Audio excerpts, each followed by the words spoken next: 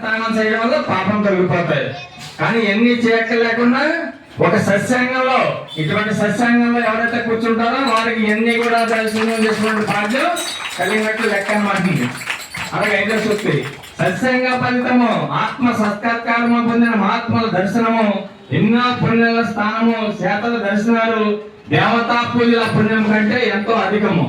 ఈ సజ్జన సాంగత్యం వలన ప్రపంచిక సంబంధాలు తొలగి చిత్ర వాసన నశించి నిర్వికల్ప స్థితిని పొంది జీవాత్మలు అవుతున్నారు.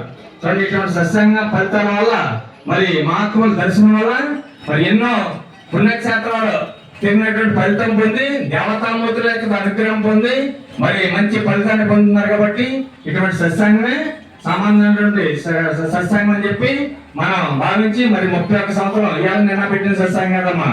1994 మార్చి నెలలో తిరునాథ్ గురించి వారు వీళ్ళమ్మ కమిటీ వారి ఆధ్వర్యంలో ఇక్కడికి మన పుల్లెడ్డి గారు, అలాగే వీళ్ళమ్మ కమిటీ వారి ఆధ్వర్యంలో ఇక్కడ తీసుకురావడం, ఆ రోజున ఒక ఎత్తనం చిన్న ఎత్తున వేసాడమ్మా. ఈ రోజు ఎంత అయింది? వృక్షం అయిపోయింది. 300 సత్సంగాల్లో మన సత్సంగం మరి మొదటి స్థానంలో ఉంది.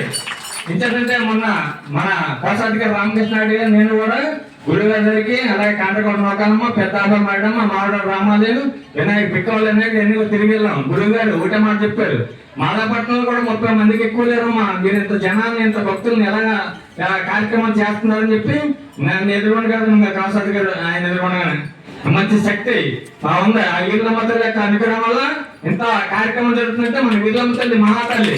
ఇంకేంటే అన్ని రాష్ట్రాల్లో ఇక్కడ ఎన్ని రాష్ట్రాలు ఉన్నాయో అలాగే ఇక్కడ దేశాల్లో కూడా పేరు తల్లి. అటువంటి సన్నిధానంలో ఒక గంట కూర్చోవడం అంటే ఎన్నో జన్మలకు సుఖం. అలాగే మన చంద్రబాబు గారు, కవి రామారెడ్డి గారు, చంద్రబాబు గారు, గంగాభవాని గారు, మరి నిజంగా ఆ ధర్మమూర్తులకి మనం ఎన్ని జన్మలకి కూడా రుణం తీసుకోలేం.